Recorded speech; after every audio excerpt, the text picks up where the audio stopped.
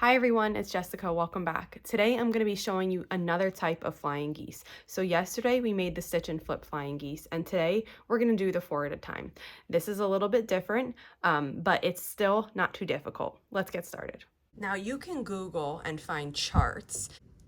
If you Google 4 at a time flying geese chart, there'll be tons of charts that come up, so you don't have to do the math calculations by yourself. Here I'm going to be making 4 2.5 by 4.5 flying geese, and to start then I have one large 5 1/4 square, and I have 4 2 7/8 squares. For this method, it's common that you, again, would draw with your pencil and your ruler. So on this one, it's actually, I'm going to show it to you the way I see it often. It's 3 lines. So one down the center, 1 1/4 of an inch over. And you kind of want to be exact here. Because this method has like no waste, there's no wiggle room for you to make a mistake. If you're not accurate in this step, your geese won't be accurate. So you're going to make it like this, where you have a line down the center from point to point, a line 1/4 inch over, and a line 1/4 inch over from that. Now let me do the other one, and then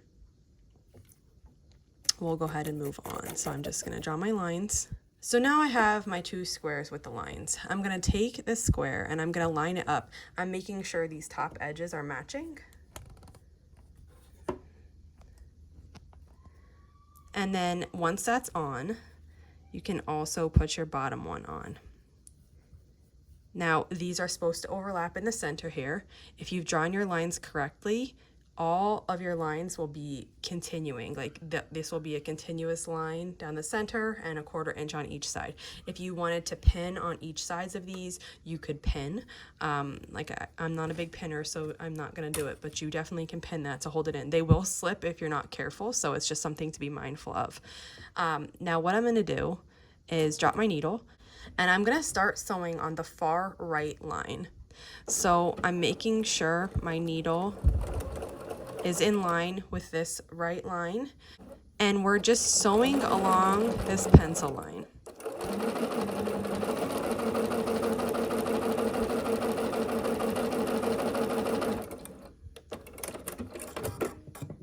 Now I cut the thread and I flip it around, and we're gonna sew on this other line now. So the middle is not sewn on, the middle is just purely a guideline to get these other lines, but the 2 outside lines, we sew on them. So now we're gonna sew on this other line.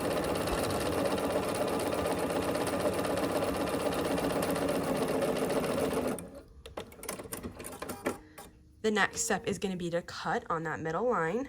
You can do this with a ruler and a rotary cutter. You could do this with scissors. It's totally up to you.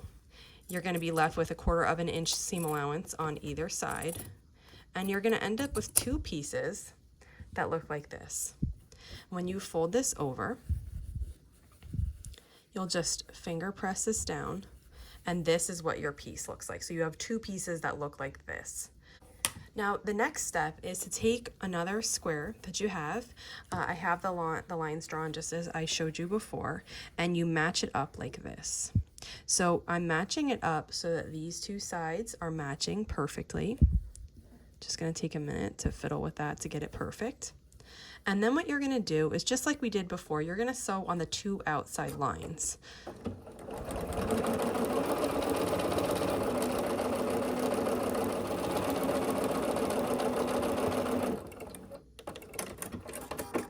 And after you do that, you'll cut on the center line, just as we did before.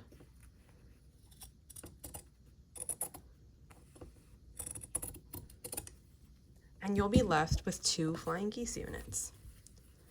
So for these flying geese, you need to trim these overhangs. You can do that with scissors. I think the fastest way is scissors, but you could do that with a ruler and a rotary cutter also. So from that one side unit, we got 2 of our geese.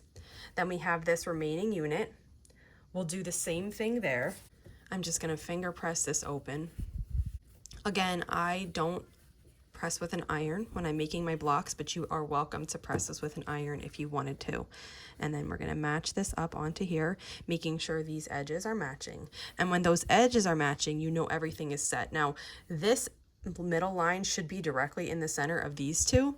And I always find that this line, your right line, should match up when this is folded open with the edge. Like this little valley here should match that right line. And then your left line should do the same thing over here. That's kind of how you know you're accurate. Now, once you have that ready, you can just drop our needle and sew on the lines on each side.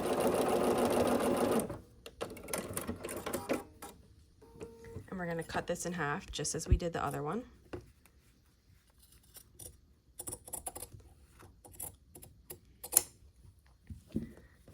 And so now after piecing both of those, we are left with 4 geese. I'll just show you quickly how I trim this up.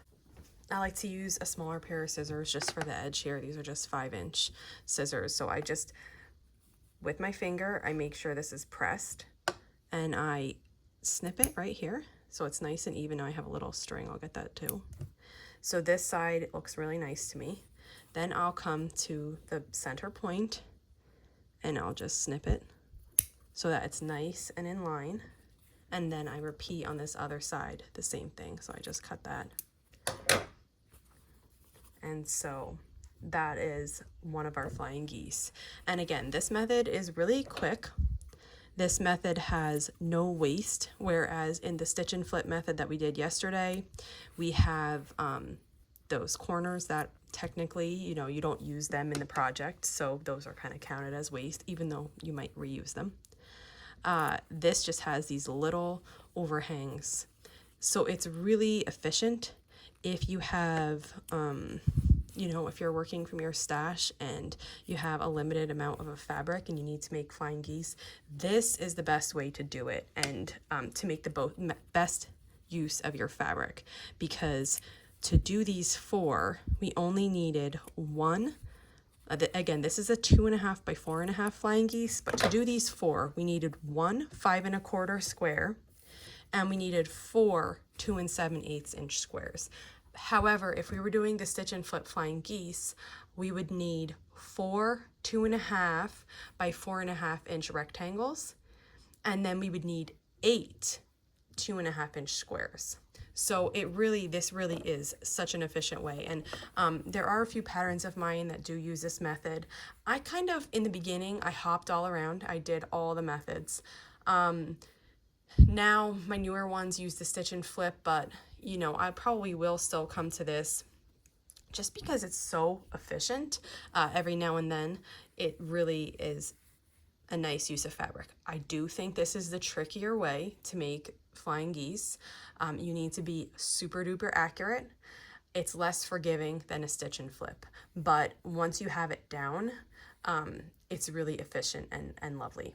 So if you have any questions on this 4-at-a-time flying geese method, just let me know in the comments and I'll be sure to answer them. And thanks for following along.